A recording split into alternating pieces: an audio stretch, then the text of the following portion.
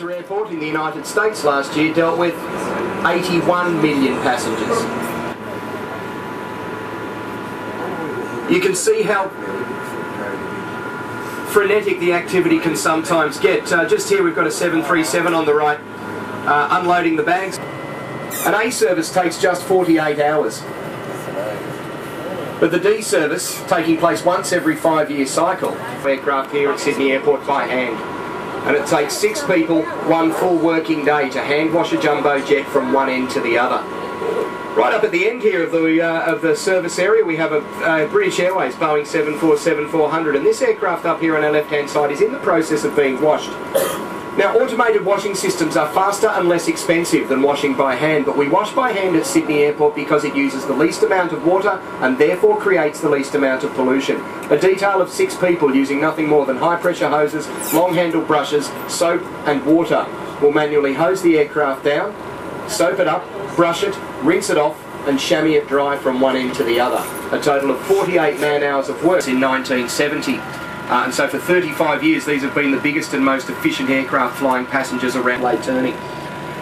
Now these engines are capable of generating at maximum output to the intake from some 30 metres away if you were standing in front of one. In its first 7 minutes of flight, an aircraft like this will consume close to 6 tonnes of fuel. The hardest an aircraft like this works is to get itself off the ground with all 4, get it out of the very dense air down here at sea level and up to an altitude where it will fly more efficiently and therefore more cheaply. Above 35,000 feet, an aircraft like this, Botany Bay.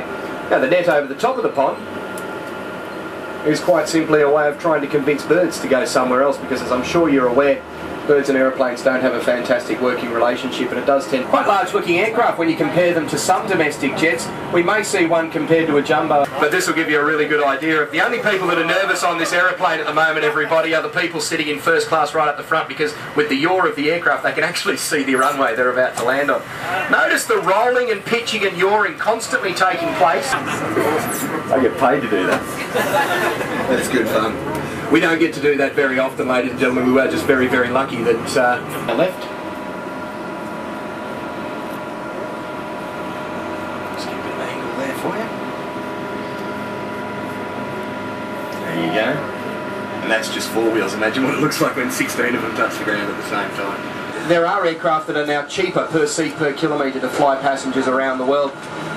But you must remember again that we're talking about an aircraft that's dominated the aviation market for 35 years, so never is considered around the world, and this aircraft has and will have carried more passengers safely around the world than any other aircraft in existence now or into the future.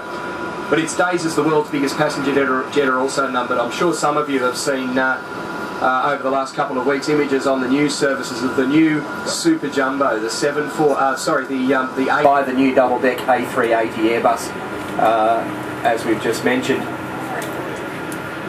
Airlines from all over the world. We've got another 747 off to our left, Malaysia Airlines to our left-hand side. We'll go right round the corner and back up, and I'll tell you a bit more about these other aeroplanes. Out here in front of us, some of you may have been just drive past slow enough to give them enough time to write the phone number down on the side of the bus, folks, so don't have to deal with that. Once again, 16 wheels this time, about to touch the ground at the same time, so watch as the wheels touch the ground. Got a way to get it down. Almost there. There you go. Fair amount of smoke coming off the wheels. Now it has to slow down. It's been able to fly slower in the air because of the increase in the curvature of the wing created by the flaps hanging down underneath. Spoilers have been deployed on top now that the aircraft has touched the ground as well, to force more approaching it in the other direction. The red and white sign, of course, runway 16 right, as it's being used at the moment, or used from the south, runway 34 left. There you go, 420 pretty unhappy people. We'll have a look at that engine driving right down the roadway we're about to go on. G'day, fellas. No? Sometimes they're looking. Now, I'll just ask for your cooperation. Come on. That's the flight to Los Angeles, ladies and gentlemen.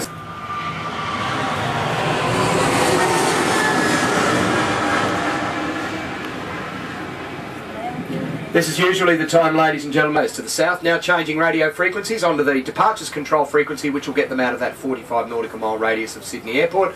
Approaching us now, producing just on 220,000 horsepower, just over 110 tonnes of thrust. Here's a 747-400 bound for Singapore. Let's have a look and a listen.